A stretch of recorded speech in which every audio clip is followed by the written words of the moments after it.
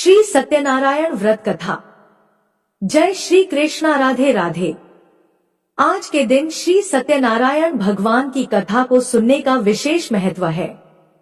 तो आइए श्रवण करते हैं श्री सत्यनारायण भगवान की कथा। बोलिए श्री सत्यनारायण भगवान की जय। एक समय की बात है, नैमिषारण्य तीर्थ में शौनक आदि 88,000 ऋषियों ने श्री सूत जी से पूछा, हे प्रभु, इस कलयुग में वेद विद्या रहित मनुष्य को प्रभु भक्ति किस प्रकार मिल सकती है तथा उनका उद्धार कैसे होगा। हे मुनि श्रेष्ठ, कोई ऐसा तप बताएंगे जिससे थोड़े समय में ही पूर्ण फल मिले और मनोवांछित फल भी मिल जाए। इस प्रकार की कथा सुनने की हम इच्छा रखते हैं। सर्व शास्त्रों के ज्ञाता श्री सूत जी बोले, हे वैष्णवों में पूज्य, आप सभी ने समस्त प्राणियों के हित की बात पूछी है, इसलिए मैं एक ऐसे श्रेष्ठ व्रत को आप सभी को बताऊंगा जिसे नारद जी ने लक्ष्मी नारायण जी से पूछा था और स्वयं लक्ष्मीपति ने मुनि श्रेष्ठ नारद जी से इस कथा को कहा था। आप सब इसे ध्यान से सुनिए। एक समय की बात है, योगीराज नारद जी दूसरों की हित की इच्छा लिए अनेकों लोकों में घूमते हुए मृत्यु लोक में आ पहुँचे। यहाँ उन्होंने अनेक योनियों में जन्मे प्रायः सभी मनुष्यों को अपने कर्मों द्वारा अनेकों दुखों से पीड़ित देखा। उनका दुख देख नारद जी सोचने लगे कि कैसा यत्न किया जाए जिसके करने से निश्चित रूप से मानव के दुखों का अंत हो जाए। इसी प्रकार मनन करते हुए वह विष्णु लोक में गए। वहाँ वह देवों के ईश नारायण की स्तुति करने लगे, जिनके हाथों में शंख, चक्र, गदा और पद्म थे और गले में वर माला पहने हुए थे। स्तुति करते हुए नारद जी बोले, हे भगवान, आप अत्यंत शक्ति से संपन्न हैं, मन तथा वाणी भी आपको नहीं पा सकती। आपका आदि, मध्य तथा अंत नहीं है। निर्गुण स्वरूप सृष्टि के कारण भक्तों के दुख को दूर करने वाले हैं। आपको मेरा नमस्कार है। नारद जी की स्तुति सुनकर विष्णु भगवान बोले, हे मुनि श्रेष्ठ, आपके मन में क्या बात है? आप किस काम के लिए पधारे हैं? उसे निसंकोच कहिए। इस पर नारद मुनि बोले कि मृत्यु लोक में अनेक योनियों में जन्मे मनुष्य अपने कर्मों के द्वारा अनेकों दुख से दुखी हो रहे हैं। हे नाथ, आप मुझ पर दया रखते हैं तो बताइए कि वह मनुष्य थोड़े प्रयास से ही अपने दुखों से कैसे छुटकारा पा सकते हैं। तब भगवान श्री हरि बोले, हे नारद, मनुष्यों की भलाई के लिए तुमने बहुत अच्छी बात पूछी है, जिसके करने से मनुष्य मोह से छूट जाता है। वह बात मैं तुमसे कहता हूँ, उसे ध्यान पूर्वक सुनो। स्वर्ग लोक व मृत्यु लोक दोनों में एक दुर्लभ उत्तम व्रत है जो पुण्य देने वाला है। आज प्रेमवश होकर मैं उसे तुमसे कहता हूँ। श्री सत्यनारायण भगवान का यह व्रत अच्छी तरह विधान पूर्वक करके मनुष्य तुरंत ही यहाँ सुख भोग कर मरने पर मोक्ष पाता है। श्री हरि के वचन सुनकर नारद जी बोले, हे प्रभु, उस व्रत का फल क्या है और उसका विधान क्या है? यह व्रत किसने किया था? इस व्रत को किस दिन करना चाहिए? सभी कुछ विस्तार से बताइए। नारद जी की बात सुनकर श्री हरि बोले, दुख और शोक को दूर करने वाला, यह सभी स्थानों पर विजय दिलाने वाला है।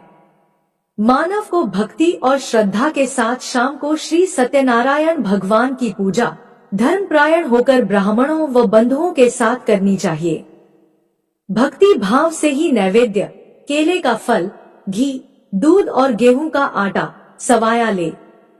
गेहूं के स्थान पर साठी का आटा, शक्कर तथा गुड़ लेकर और सभी भक्षण योग्य पदार्थों को मिलाकर भगवान का भोग लगाएं। ब्राह्मणों सहित बंधु बांधव को भी भोजन कराएं, उसके बाद स्वयं भोजन करें। भजन कीर्तन के साथ भगवान की भक्ति में लीन हो जाएं। इस तरह से सत्यनारायण भगवान का यह व्रत करने पर मनुष्य की सारी इच्छाएं निश्चित रूप से पूरी होती हैं। इस कलिकाल अर्थात कलयुग में मृत्यु लोक में मोक्ष का यही एक सरल उपाय बताया गया है। इस प्रकार से श्री सत्यनारायण व्रत कथा का प्रथम अध्याय संपूर्ण हुआ। आप लोग बड़ी श्रद्धा और प्रेम से बोलिए, श्री सत्यनारायण भगवान की जय। अब आइए श्रवण करते हैं सत्यनारायण व्रत कथा का दूसरा अध्याय। सूत जी बोले, हे ऋषियों, जिसने सबसे पहले इस व्रत को किया था, मैं उसका इतिहास कहता हूँ, इसे ध्यान से सुनो। सुंदर काशीपुरी नगरी में एक अत्यंत निर्धन ब्राह्मण रहता था। भूख प्यास से परेशान वह धरती पर घूमता रहता था। ब्राह्मणों से प्रेम करने वाले भगवान ने एक दिन ब्राह्मण का वेश धारण कर उसके पास जाकर पूछा, हे विप्र, नित्य दुखी होकर तुम पृथ्वी पर क्यों घूमते हो? दीन ब्राह्मण बोला, मैं निर्धन ब्राह्मण हूँ, भिक्षा के लिए धरती पर घूमता रहता हूँ। हे भगवान, यदि आप इसका कोई उपाय जानते हैं तो मुझे बताइए। वृद्ध ब्राह्मण बोले कि सत्यनारायण भगवान मनोवांछित फल देने वाले हैं, इसलिए तुम उनका पूजन करो, इसे करने से मनुष्य सभी दुखों से मुक्त हो जाता है। वृद्ध ब्राह्मण बनकर आए सत्यनारायण भगवान उस निर्धन ब्राह्मण को व्रत का सारा विधान बताकर अंतर्ध्यान हो गए। ब्राह्मण मन ही मन सोचने लगा कि जिस व्रत को वृद्ध ब्राह्मण करने को कह गया है, मैं उसे अवश्य करूंगा। यह निश्चय करने के बाद उसे रात में नींद नहीं आई। वह सवेरे उठकर श्री सत्यनारायण भगवान के व्रत का निश्चय कर भिक्षा के लिए चला गया। उस दिन निर्धन ब्राह्मण को भिक्षा में बहुत धन मिला, जिससे उसने बंधु बांधव के साथ मिलकर श्री सत्यनारायण भगवान का व्रत संपन्न किया। भगवान सत्यनारायण का व्रत संपन्न करने के बाद वह निर्धन ब्राह्मण सभी दुखों से मुक्त हो गया और अनेक प्रकार की संपत्तियों से युक्त हो गया। उसी समय से यह ब्राह्मण हर माह इस व्रत को करने लगा।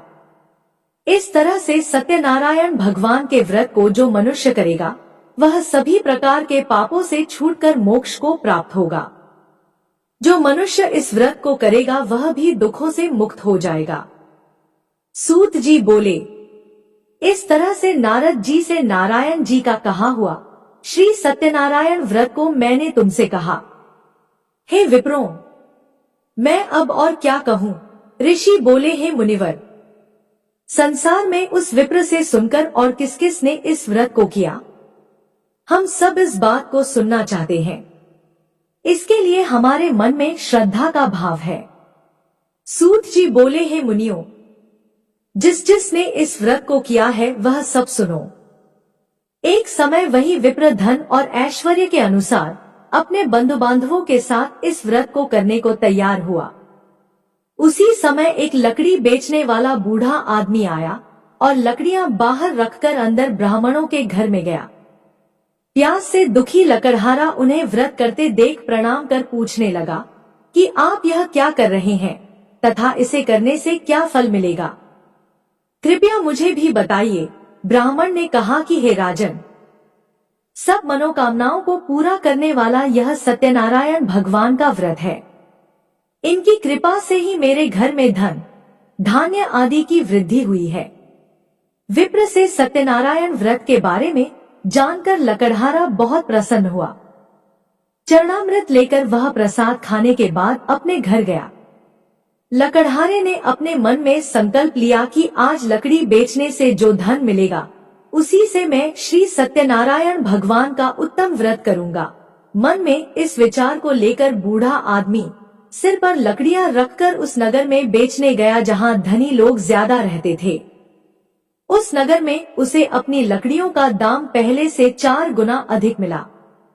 बूढ़ा प्रसन्नता के साथ दाम लेकर केले, शक्कर, घी, दूध, दही और गेहूं का आटा लिया और सत्यनारायण भगवान के व्रत की अन्य सामग्रियां लेकर अपने घर गया।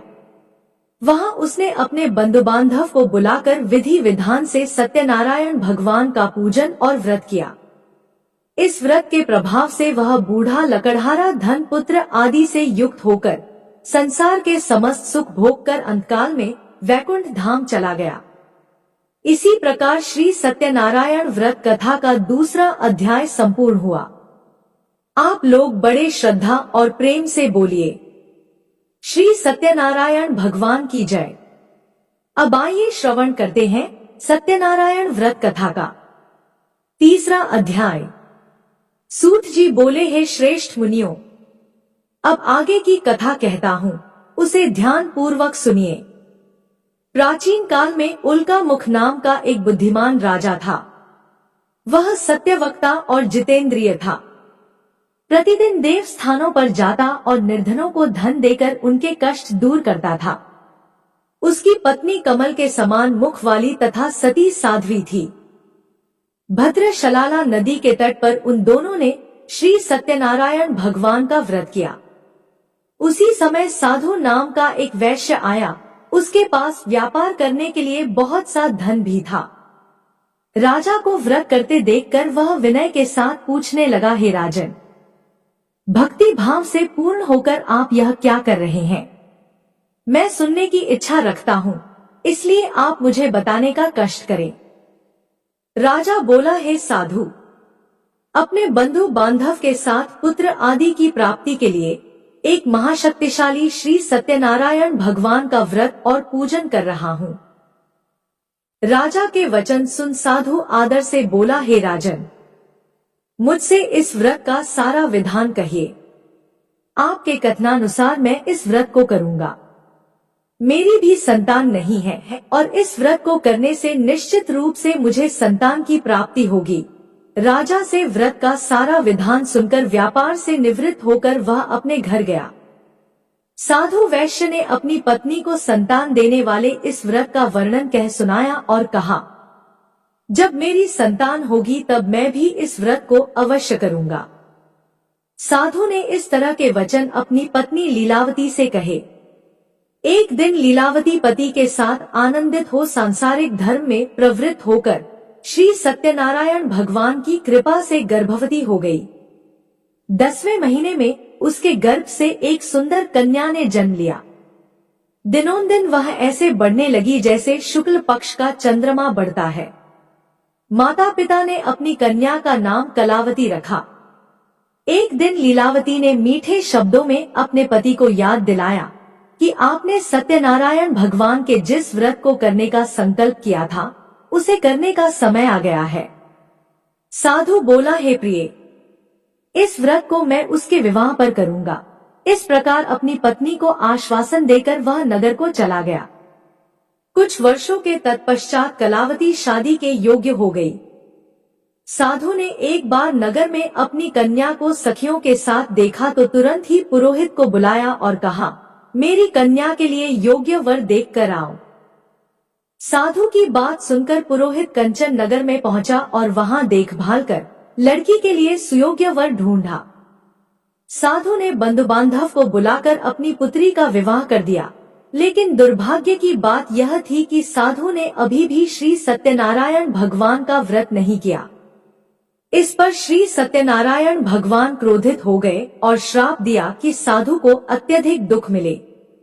अपने कार्य में कुशल साधु बनिया जमाई को लेकर समुद्र के पास स्थित रत्नापुर नगर में गया।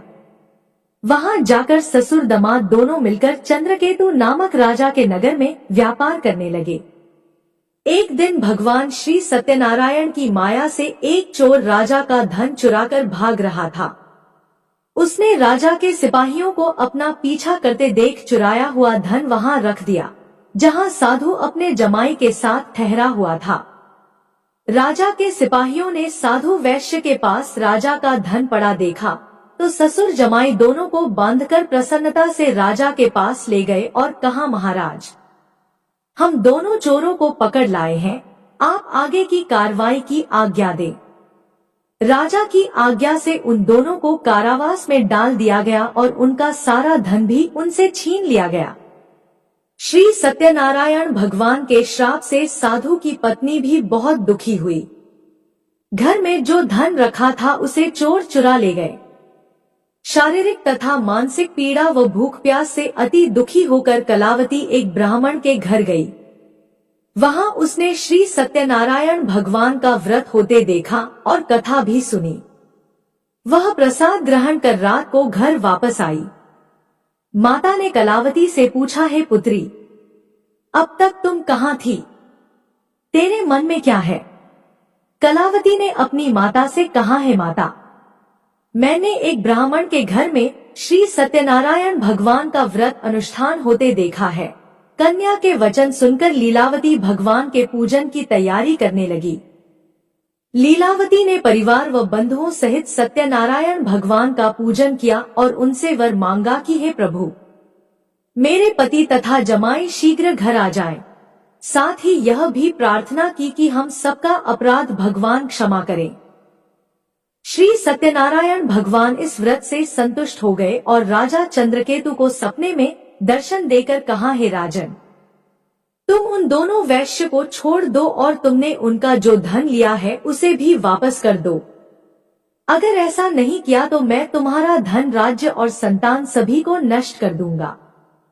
राजा को यह सब कहकर सत्यनारायण भगवान अंतर्ध्यान हो गए।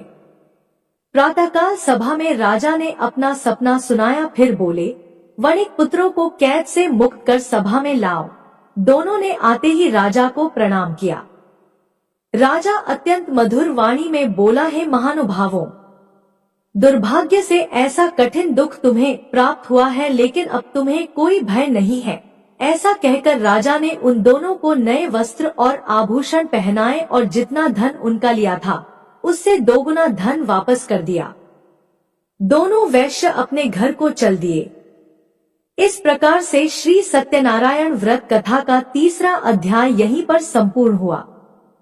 बड़े श्रद्धा और प्रेम से बोलिए, श्री सत्यनारायण भगवान की जय।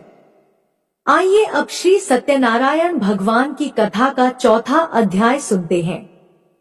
सूत जी बोले, वैश्य ने मंगलाचार कर अपनी यात्रा आरंभ की और अपने नगर की ओर चल दिए। उनके थोड़ी दूर जाने के बाद एक दंडी वेशधारी श्री सत्यनारायण भगवान ने उनसे पूछा, हे साधु, तेरी नाव में क्या है? व्यापारी हंसता हुआ बोला, हे दंडी, आप क्यों पूछते हो? क्या धन लेने की इच्छा है? मेरी नाव में तो बेल और पत्ते भरे हुए हैं। वैश्य के कठोर वचन सुनकर दंडी बने श्री सत्यनारायण भगवान बोले, तुम्हारे वचन सत्य हो।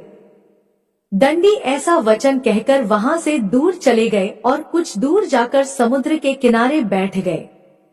दंडी के जाने के बाद साधु वैश्य ने नित्य क्रिया के पश्चात नाव को ऊंची उठती देखकर आश्चर्यचकित हो गया और नाव में बेल पत्ते आदि देख वह मूर्छित हो वहीं पर गिर पड़ा।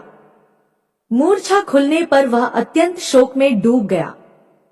तब उसका दामाद बोला, पिताजी आप शोक ना मनाएं, यह दंडी का श्राप है, इसलिए हमें उनकी शरण में जाना चाहिए, तभी हमारी मनोकामना पूरी होगी। दामाद की बात सुनकर वह दंडी के पास पहुंचा और अत्यंत विनम्रता एवं भक्ति भाव से प्रणाम करके बोला, हे महाराज, मैंने आपसे जो असत्य वचन कहे थे उनके लिए मुझे क्षमा कर दीजिए। ऐसा सुनकर महान शोकातुर होकर दंडी भगवान बोले, हे वणिक पुत्र, मेरी आज्ञा से बार बार तुम्हें दुख प्राप्त हुआ है क्योंकि तुम मेरी पूजा से विमुख हुए। साधु बोला, हे प्रभु, आपकी माया से ब्रह्मा आदि देवता भी आपके रूप को नहीं जानते। प्रभु, मैं तो अज्ञानी हूँ, कैसे जान सकता हूँ? आप प्रसन्न होइए प्रभु, अब मैं अपनी सामर्थ्य के अनुसार आपकी पूजा करूंगा। हे प्रभु, मेरी रक्षा कीजिए और पहले के समान नौका में धन धान्य भर दीजिए। साधु वैश्य के भक्तिपूर्ण वचन सुनकर भगवान प्रसन्न हो गए और उसकी इच्छा अनुसार वरदान देकर अंतर्ध्यान हो गए। ससुर जमाई जब लौटे तो नाव धन से भरी हुई थी। फिर वही अपने अन्य साथियों के साथ श्री सत्यनारायण भगवान का पूजन कर अपने नगर को चल दिए। जब नगर के नजदीक पहुंचे तो दूत को घर पर खबर करने के लिए भेज दिया। दूत साधु की पत्नी को प्रणाम कर कहता है कि हे माता, स्वामी अपने दामाद सहित नगर के निकट आ गए हैं। दूत की बात सुन साधु की पत्नी लीलावती ने बड़े हर्ष के साथ श्री सत्यनारायण भगवान का पूजन कर अपनी पुत्री कलावती से कहा, हे पुत्री, मैं अपने पति के दर्शन को जा रही हूँ, तू कार्य पूर्ण कर शीघ्र आ जाना। माता के ऐसे वचन सुनकर कलावती जल्दी से प्रसाद छोड़कर अपने पति के पास चली गई। प्रसाद की अवज्ञा के कारण श्री सत्यनारायण भगवान रुष्ट हो गए और नाव सहित उसके पति को पानी में डुबो दिया। कलावती अपने पति को वहां ना पाकर रोती हुई जमीन पर गिर गई। नाव को डूबा हुआ देख और कन्या को रोता हुआ देख साधु दुखी होकर बोला, हे प्रभु, मुझसे तथा मेरे परिवार से जो भी भूल हुई है उसे क्षमा करें। साधु के दीन वचन सुनकर श्री सत्यनारायण भगवान प्रसन्न हो गए और आकाशवाणी हुई, हे साधु, तेरी कन्या मेरे प्रसाद को छोड़कर आई है, इसलिए उसका पति अदृश्य हो गया है। यदि वह घर जाकर प्रसाद खाकर लौटती है तो उसे इसका पति अवश्य मिलेगा। ऐसी आकाशवाणी सुनकर कलावती घर पहुंचकर प्रसाद ग्रहण करती है और फिर आकर अपने पति के दर्शन करती है। इसके बाद साधु अपने बंधु बांधव सहित श्री सत्यनारायण भगवान का विधि विधान से पूजन करता है। इस लोक का सुख भोगने के बाद अंत में स्वर्ग जाता है। इस प्रकार से श्री सत्यनारायण भगवान व्रत कथा का चतुर्थ अध्याय संपूर्ण हुआ। बड़े ही श्रद्धा और प्रेम से बोलिए, श्री सत्यनारायण भगवान की जय। आइए अब श्री सत्यनारायण भगवान की कथा का 5वां अध्याय सुनते हैं। सूत जी बोले, हे ऋषियों, मैं और भी एक कथा सुनाता हूँ, उसे भी ध्यानपूर्वक सुनो। प्रजापालन में लीन तुंगध्वज नाम का एक राजा था। उसने भी भगवान का प्रसाद त्याग कर बहुत दुख सहन किया। एक बार वन में जाकर वन्य पशुओं को मारकर वह वट के पेड़ के नीचे आया। वहां उसने ग्वालों को भक्ति भाव से अपने बंधुओं सहित सत्यनारायण भगवान का पूजन करते देखा। अभिमानवश राजा उन्हें देखकर भी पूजा स्थल पर नहीं गया और न ही उसने भगवान को नमस्कार किया। ग्वालों ने राजा को प्रसाद दिया, लेकिन उसने वह प्रसाद नहीं खाया और प्रसाद को वहीं छोड़कर अपने नगर को चला गया। जब वह नगर में पहुंचा तो वहां सब कुछ तहस नहस हो चुका था। वह राजा शीघ्र ही समझ गया कि यह सब भगवान ने ही किया है। वह दोबारा ग्वालों के पास पहुंचा और विधिपूर्वक पूजा करके प्रसाद खाया तो श्री सत्यनारायण भगवान की कृपा से सब कुछ पहले जैसा हो गया। दीर्घ काल तक सुख भोगने के बाद मरणोपरांत उसे स्वर्ग लोक की प्राप्ति हुई। जो मनुष्य परम दुर्लभ इस व्रत को करेगा अथवा सुनेगा, भगवान श्री सत्यनारायण की अनुकंपा से उसे धन धान्य की प्राप्ति होगी। सत्यनारायण भगवान की कृपा से निर्धन धनी हो जाता है और दुर्बल बलवान हो जाता है। संतानहीन मनुष्य को संतान सुख मिलता है और सारे मनोरथ पूर्ण होने पर मानव अंतकाल में बैकुंठ धाम को जाता है। सूत जी बोले, जिन्होंने पहले इस व्रत को किया अब उनके दूसरे जन्म की कथा भी सुनिए। शतानंद नामक ब्राह्मण ने सुदामा के रूप में जन्म लेकर भगवान श्री कृष्ण की भक्ति कर मोक्ष प्राप्त किया। उल्कामुख नाम के महाराज राजा दशरथ बने और श्री रंगनाथ का पूजन कर बैकुंठ को प्राप्त हुए। साधु नाम के वैश्य ने धर्मात्मा व सत्य प्रतिज्ञ राजा मोरध्वज बनकर अपने पुत्र को आरे से चीरकर मोक्ष को प्राप्त हुआ। महाराज तुंगध्वज स्वयंभू मनु हुए। उन्होंने बहुत से लोगों को भगवान की भक्ति में लीन कर मोक्ष प्राप्त किया। लकड़हारा भील अगले जन्म में निषाद राजा हुआ, जिसने भगवान श्री राम के चरणों की सेवा कर मोक्ष प्राप्त किया। इस प्रकार श्री सत्यनारायण व्रत कथा का 5वां अध्याय संपूर्ण हुआ। बड़ी ही श्रद्धा और प्रेम से बोलिए, श्री सत्यनारायण भगवान की जय। बोलिए, श्री सत्यनारायण भगवान की जय। श्रोताओं, पूरी सत्यनारायण व्रत कथा का निहितार्थ यह है कि लौकिक एवं पालौकिक हितों की साधना के लिए मनुष्य को सत्य आचरण का व्रत लेना चाहिए। सत्य ही भगवान है, सत्य ही विष्णु है। लोक में सारी बुराइयों, सारे कलेश, सारे संघर्षों का मूल कारण है सत्य आचरण का अभाव। श्री सत्यनारायण व्रत कथा पुस्तिका में इस संबंध में एक श्लोक है, जिसका अर्थ है कि सत्यनारायण व्रत का अनुष्ठान करके मनुष्य सभी दुखों से मुक्त हो जाता है। कलिकाल में सत्य की पूजा विशेष रूप से फलदायी है। सत्य के अनेक नाम हैं, यथा सत्य नारायण, सत्य देव सनातन, सत्य रूपी विष्णु भगवान कलयुग में अनेक रूप धारण करके लोगों को मनवांछित फल देंगे। इसी प्रकार से श्री सत्यनारायण व्रत कथा संपूर्ण हुई। जय श्री सत्यनारायण भगवान। अगर वीडियो पसंद आई तो हमारे चैनल को सब्सक्राइब करें। धन्यवाद।